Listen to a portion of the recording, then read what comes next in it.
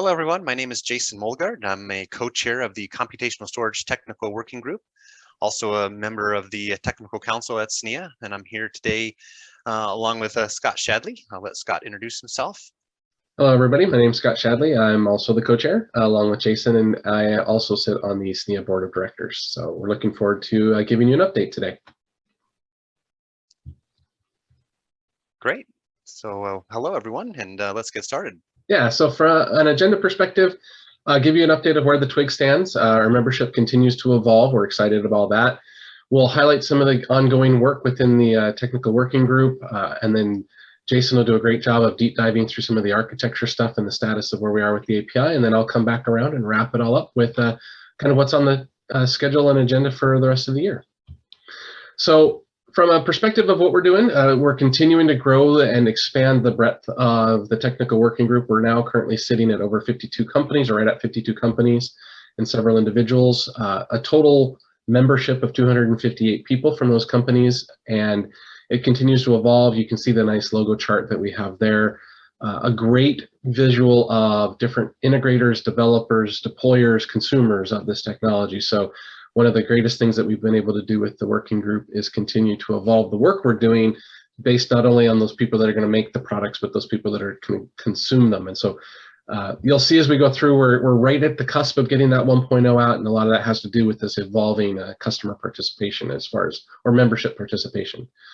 We continue to support the special interest group, which we introduced last year. They're the ones that are actually sponsoring the event that we're participating in today, with webinars, blogs, and other content. So please continue to keep an eye out for all that wonderful information. It's being driven by many of the members of this technical work group. We do have a collaboration project in progress with our friends over at the Storage Data Accelerator Initiative group. They are doing some great work on the memory protocol interfaces.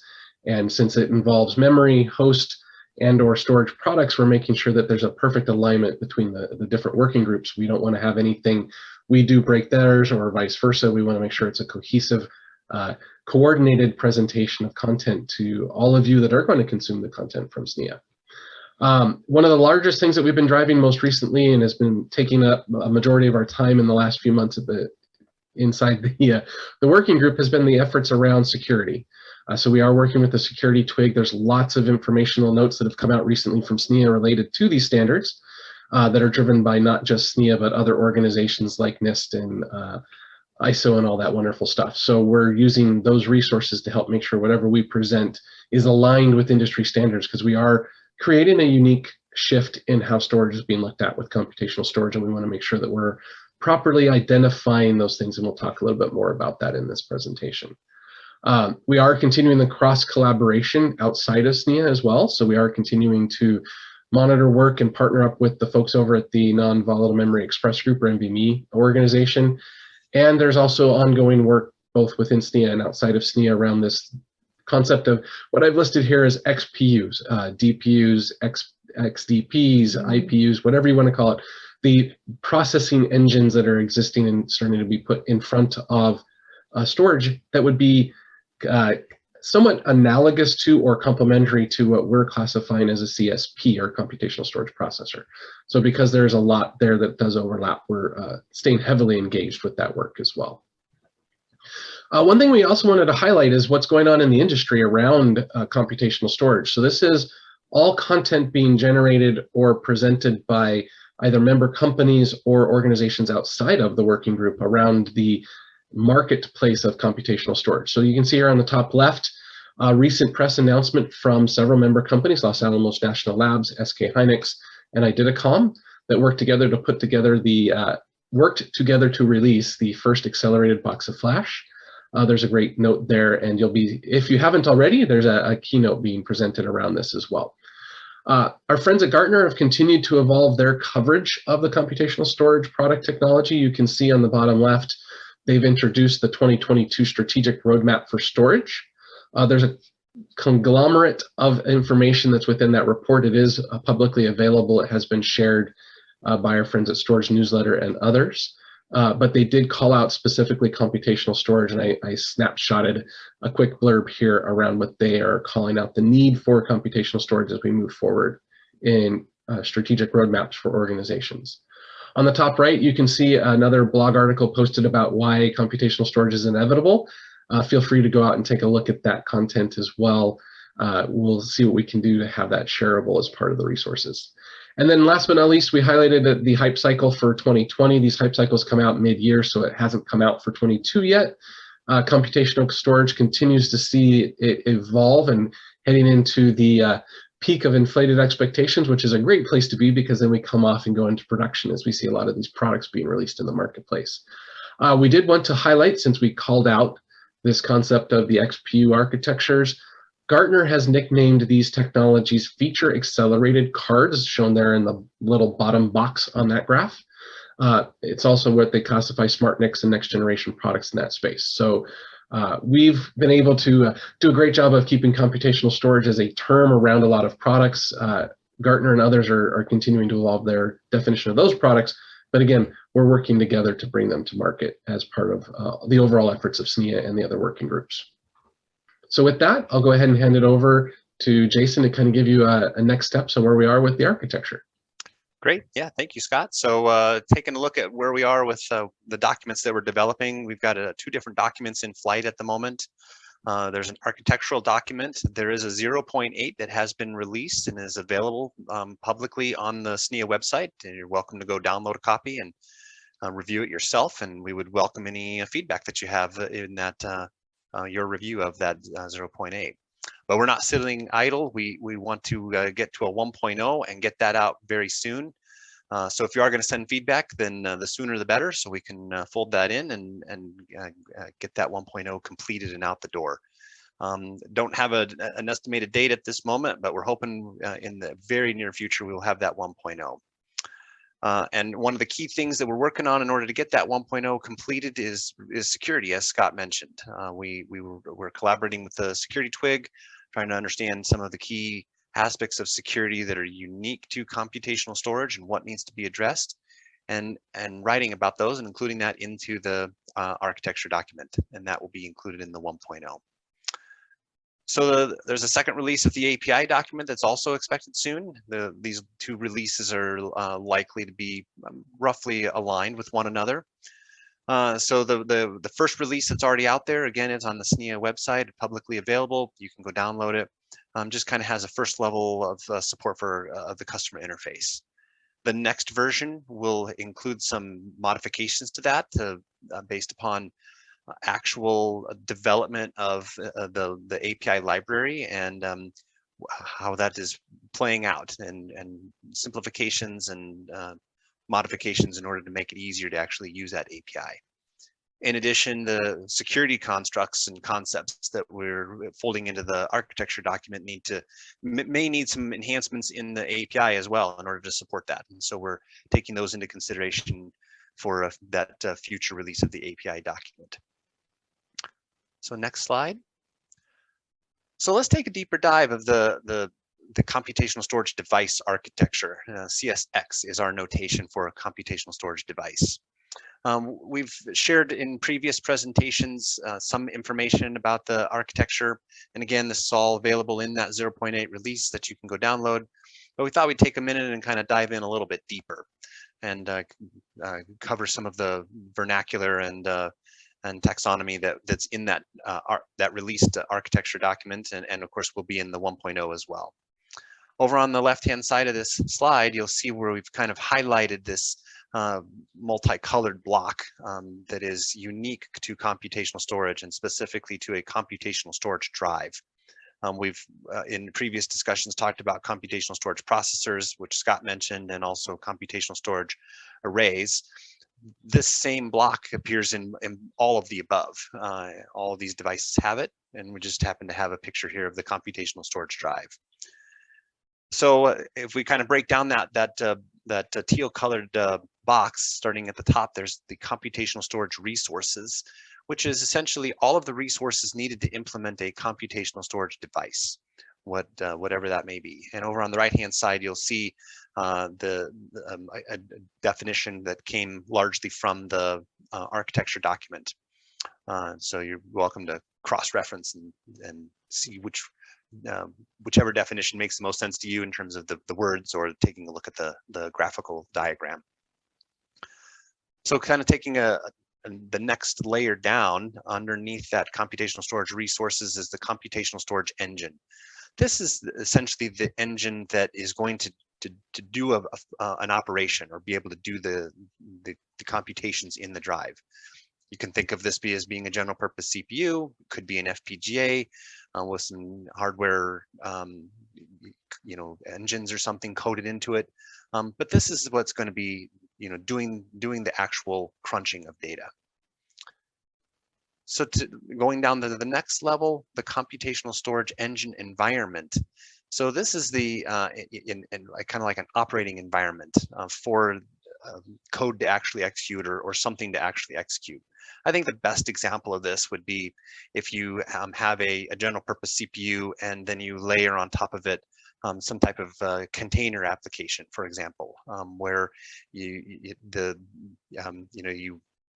are allowing multiple applications to be run on that container instead of just running natively on the CPU. And of course, the same is true of an FPGA, that maybe the engine environment is the FPGA image itself that is being just defined by that computational storage engine environment. And now, of course, the next level down is the function, the computational storage function that we actually want to execute. And so this can be the actual function that we're trying to do, the application that runs on the container that runs on the general purpose CPU, for example, or something like that. And essentially, this is the unique executable that is doing the computations that we want on the data that's stored on that drive. And in order to use the computational storage function or the computational storage engine environment, you're going to need some memory. And so we've got a couple of different flavors here. We've got function data memory, which is just the general pool of memory that's available for functions to use for their execution purposes. And then we've got the allocated function data memory, which is, as the name would sort of suggest, the chunk of memory that has been allocated for a specific function.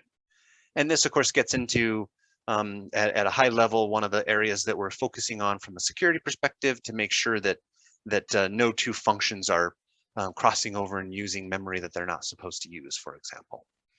So this is kind of a high-level view of what's happening within the computational storage drive or any computational storage device, for that matter, in terms of all of the blocks and components that comprise that device. So if we go on to the next slide, can talk a little bit more about security and what we're working on there in terms of the enhancements that we're considering. And these are all just example considerations.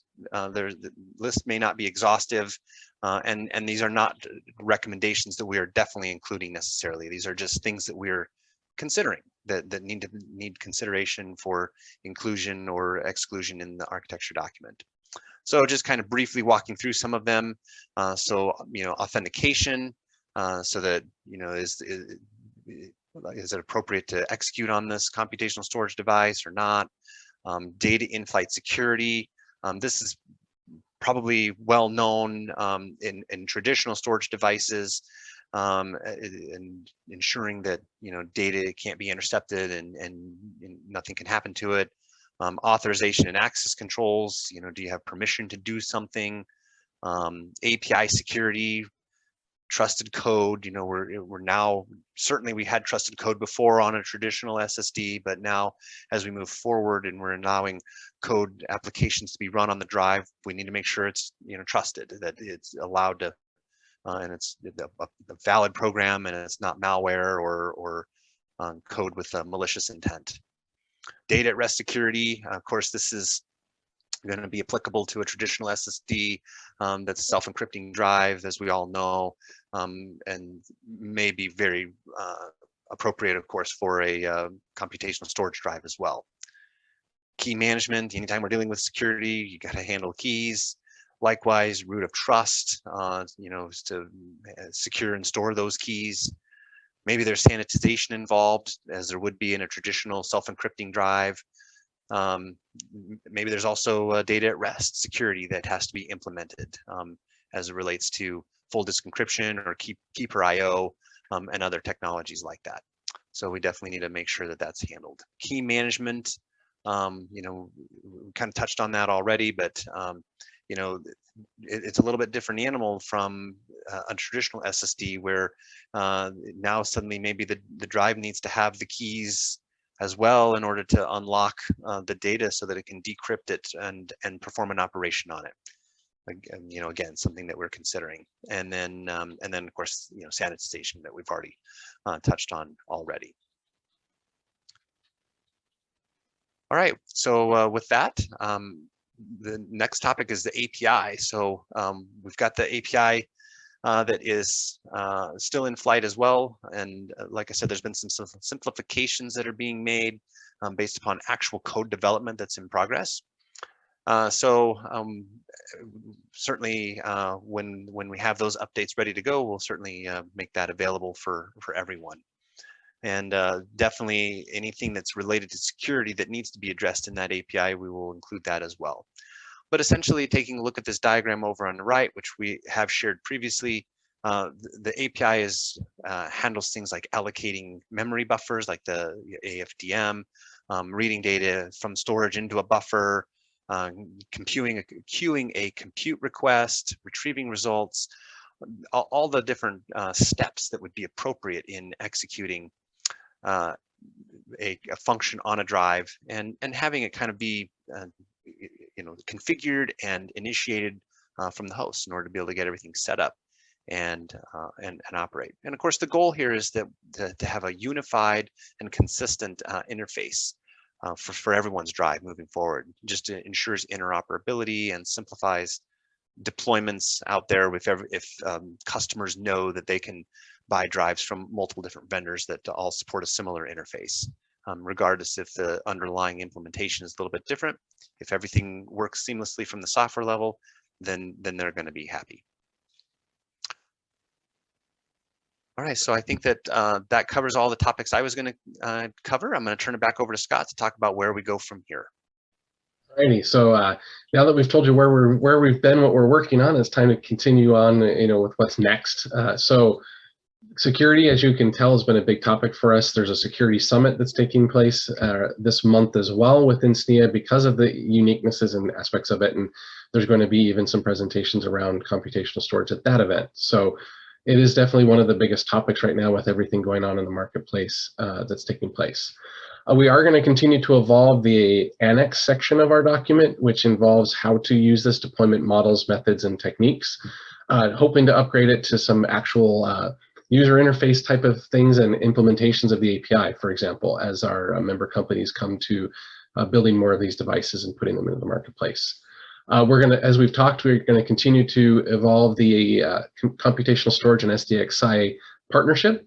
So we've actually created a new twig, if you will, or a subgroup of the twigs to collaborate on that. And if you're a member of SNIA in either of the working groups and want to participate, you feel free to reach out, and you can find that on the members page. And then, as I highlighted earlier, the XPU concept, there's a lot of potential for overlap and/or collaboration between what we're doing in computational storage and everywhere else in the system of the architecture. So we're going to continue to participate and involve and evolve that architecture as well. So we can't leave this session, if you will, without at least throwing out the, don't forget to come join us if you're not already a member. It's very easy to participate on the behalf of SNIA. It's one of the primary technical focus areas of the organization today. And we also have a call out to our friends over at NBM Express.